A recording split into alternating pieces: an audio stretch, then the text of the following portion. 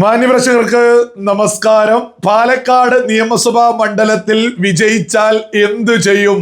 മമ്മൂട്ടിയെ കൊണ്ടുവരും. Sitting MLA ചെയ്തത് തുടരും. ഇതൊക്കെ പറഞ്ഞത് ആരാ? UDF സ്ഥാനാർത്ഥിയായിട്ടുള്ള രമേശ് പിഷാരടി. രമേശ് പിഷാരടി പറഞ്ഞതുപോലെ സിറ്റിംഗ് MLA ചെയ്തത് തുടർന്നാൽ മതിയോ പാലക്കാട്ടെ ജനതക്ക്? അതേപോലെ തന്നെ മമ്മൂട്ടിയെ കൊണ്ടുവന്നാൽ മതിയോ? പാലക്കാട്ടെ നിഷ്പക്ഷ സമൂഹത്തോടാണ് ഈ ചോദ്യം ചോദിക്കുന്നത്. ആരാണോ ജനങ്ങൾക്ക് വേണ്ടി നന്മ ചെയ്യുന്നത് അവരെയാണ് ഒരു പാർട്ടിയും നോക്കാതെ തിരഞ്ഞെടുക്കേണ്ടത്. എന്നാൽ നമ്മളിവിടെ ഈ ഒരു പാലക്കാട്ടെ ഇലക്ഷനുമായി ബന്ധപ്പെട്ട് പരിശോധിക്കുമ്പോൾ അവിടെ BJP സ്ഥാനാർത്ഥി വളരെ വലിയ പ്രഖ്യാപനങ്ങളാണ് ജനങ്ങൾക്ക് വേണ്ടി നടത്തിക്കൊണ്ടിരിക്കുന്നത്. നമുക്ക് അതൊക്കെ തന്നെ ഒന്ന് പരിശോധിക്കാം. മമ്മൂട്ടിയെ കൊണ്ടുവരുമെന്ന് പറഞ്ഞതുപോലെ ഏതെങ്കിലും നടനെ കൊണ്ടുവരുമെന്നാണോ പറഞ്ഞത്? അതല്ലെങ്കിൽ പാലക്കാട്ടെ ജനതക്കൊപ്പം നിൽക്കുമെന്നാണോ പറയുന്നത് എന്നൊക്കെ ഒന്ന് കേട്ടു നോക്കാം. മറ്റൊരു കാര്യം എടുത്തു പറയാം, അവിടെ LDF സ്ഥാനാർത്ഥി ഉണ്ടോ എന്നുള്ളത് പോലും അറിയില്ല. കാരണം അത്തരം വലിയ പ്രഖ്യാപനങ്ങളോ പ്രചരണ ചൂടുകളോ പ്രചരണ രീതികളൊന്നും നമ്മൾ കാണുന്നില്ല. പ്രത്യേകിച്ച് നമ്മളൊക്കെ ഒരുപാട് നോക്കിയിട്ടുണ്ടായിരുന്നു. അപ്പോൾ സ്വാഭാവികമായിട്ട് മൂന്നാം സ്ഥാനത്തുള്ള LDF സ്ഥാനാർത്ഥി പ്രത്യേകിച്ച് അവിടെ എന്തെങ്കിലും മലമറിക്കും എന്നുള്ളത് ആരും ചിന്തിക്കുന്നില്ല എന്നുള്ളതുമാണ് മറ്റൊരു യാഥാർത്ഥ്യം. എന്താണ് ശോഭാ സുരേന്ദ്രൻ ലേറ്റസ്റ്റ് ആയിട്ട് പറഞ്ഞത് എന്ന് നിങ്ങളൊന്ന് കേട്ടു നോക്കൂ. MLA ആയാൽ പത്രക്കാരൻ ചോദിച്ചു, MLA ആയാൽ ആദ്യത്തെ പ്രയോറിറ്റി എന്താണ്? ഞാൻ പറഞ്ഞു, ഒരു MLAക്ക് ഒരു MLA ഓഫീസ് അല്ലെ? ഒരു MLA ഓഫീസ് അല്ല പാലക്കാട് നമ്മൾ ഉണ്ടാക്കുക. പിരായിരിയിൽ, കണ്ണാടിയിൽ, മാത്തൂരിൽ, മുനിസിപ്പാലിറ്റിയിൽ ശോഭ എന്ന് പറയുന്ന സ്ത്രീ MLA ആയാൽ 4 MLA ഓഫീസുകൾ നമ്മൾ തുറക്കും. 3 ദിവസത്തിനകം തുറക്കും. റിസൾട്ട് കഴിഞ്ഞ് അത് ഇവിടെ നിന്ന് ഓടിപ്പിടച്ച് അങ്ങോട്ട് വരേണ്ട ആവശ്യമില്ല.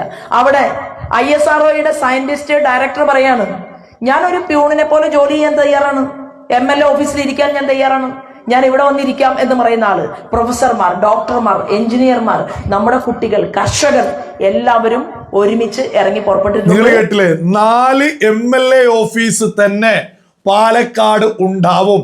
അതും വളരെ പെട്ടെന്ന് തന്നെ തുറക്കും എന്നുള്ളതുമാണ് പ്രഖ്യാപിച്ചിട്ടുള്ളത്.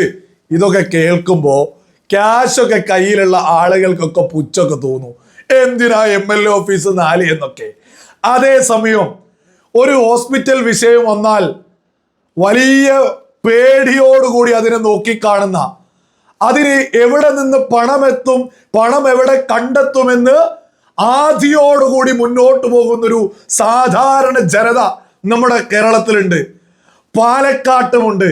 ആ പാലക്കാട്ടുള്ള സാധാരണക്കാരെ സംബന്ധിച്ച് വലിയ പ്രതീക്ഷയാ ശോഭാ സുരേന്ദ്രൻ ഈ മുന്നോട്ട് വെച്ചിട്ടുള്ളത്. 4 MLA ഓഫീസ് എന്ന് പറയുമ്പോ ഏതാണോ തന്റെ തൊട്ടടുത്ത് അവിടേക്ക് ഓടിച്ചെല്ലാം. അവിടെ ഓടിച്ചെല്ലുമ്പോ ഓരോ മേഖലയിലും അതിവിദഗ്ധരായിട്ടുള്ള ആളുകൾ അവിടെ ഓഫീസ് കൈകാര്യം ചെയ്യുമെന്നൊക്കെ ശോഭാ സുരേന്ദ്രൻ പറയുന്നത് സാധാരണക്കാരായിട്ടുള്ള ആളുകൾ അത് ഹൃദയത്തിലേറ്റും. മമ്മൂട്ടിയെ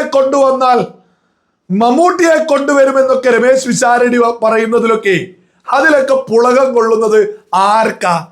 സാധാരണക്കാരന്റെ വിഷയം, ഒരു ഹോസ്പിറ്റൽ വിഷയം വരുമ്പോ പട്ടിണി കിടക്കാതെ വീട് മുന്നോട്ട് പോവുക, ഒരു ഓരോ വിഷയങ്ങൾ വരുമ്പോഴും അതെങ്ങനെ തരണം ചെയ്യുമെന്ന് ചിന്തിക്കുന്ന സമൂഹത്തിന്റെ സാധാരണക്കാർക്കിടയിലേക്കാ രമേശ് പിഷാരടി പറയുന്നത് മമ്മൂട്ടിയെ കൊണ്ടുവരും.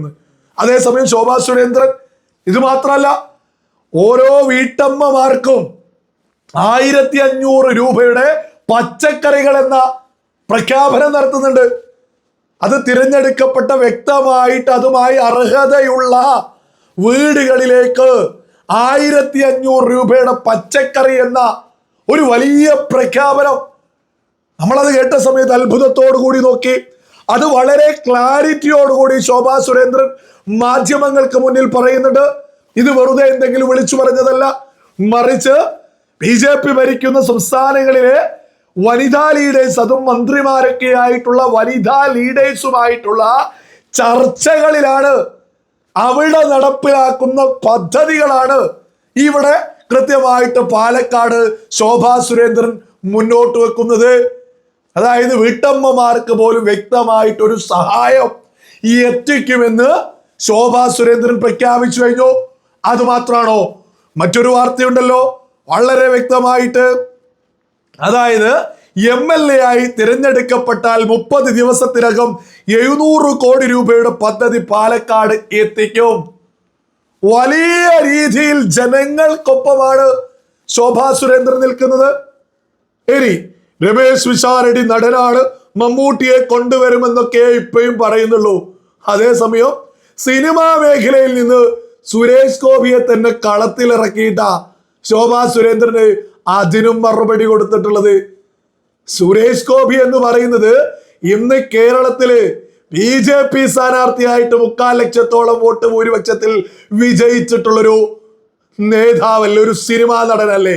അദ്ദേഹത്തിനോടൊപ്പം മുട്ടി നിൽക്കാൻ മൂല്യമുള്ള സിനിമാ നടന്മാർ കേരളത്തിൽ എത്ര ഉണ്ട്? രമേശ് പിഷാരടിക്ക് മുട്ടി നിൽക്കാൻ സാധിക്കുമോ?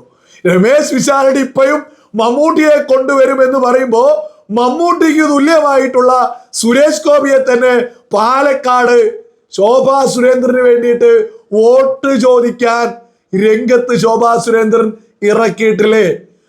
ശോഭാ സുരേന്ദ്രൻ എന്ന് പറയുന്നത് അതിശക്തയായിട്ടുള്ളൊരു വനിതാ ലീഡറാണ്. കൃത്യമായിട്ട് ജനങ്ങൾക്കൊപ്പം നിൽക്കാൻ അറിയുന്ന, ജനങ്ങൾക്കൊപ്പം നിന്ന് മുന്നോട്ട് പോകുന്നൊരു നേതാവ് കൂടിയാ. പിന്നെ UDF സ്ഥാനാർത്ഥി രമേശ് പിഷാരടി സിറ്റിംഗ് MLA ചെയ്തതൊക്കെ തുടരുമെന്ന് പറഞ്ഞതിനെ കുറിച്ചൊന്നും ഞാൻ അധികമൊന്നും പറയുന്നുമില്ല, സംസാരിക്കുന്നില്ല. അതൊക്കെ നമുക്ക് മാറ്റിവെക്കാം. അതൊക്കെ പാലക്കാട് ജനത ചിന്തിക്കട്ടെ. ഏതായാലും ശോഭാ സുരേന്ദ്രൻ ജനങ്ങൾക്കൊപ്പം നിന്നുകൊണ്ടാണ് പ്രഖ്യാപനങ്ങൾ. LDF സ്ഥാനാർത്ഥി നമ്മളെ സംബന്ധിച്ച്, പാലക്കാട്ടെ നിഷ്പക്ഷ സമൂഹത്തെ സംബന്ധിച്ച് വളരെ വ്യക്തമാണ്. ആരാണോ ജനങ്ങൾക്ക് കൂടുതൽ ഉപകാരം ചെയ്യുന്നത്, അല്ലാതെ മമ്മൂട്ടിയെ കൊണ്ടുവരുന്നവർക്കൊക്കെ എന്ത് വോട്ടിനി ഈ പറയുന്ന LDF സ്ഥാനാർത്ഥി എന്താണ് പ്രഖ്യാപിച്ചത് എന്ന് നോക്കുമ്പോൾ പ്രത്യേകിച്ചൊന്നും കാണുന്നില്ല. അതുകൊണ്ടാണ് നമ്മൾ ഈ വീഡിയോയിൽ എടുത്ത് മുന്നോട്ട് വെക്കാത്തത്.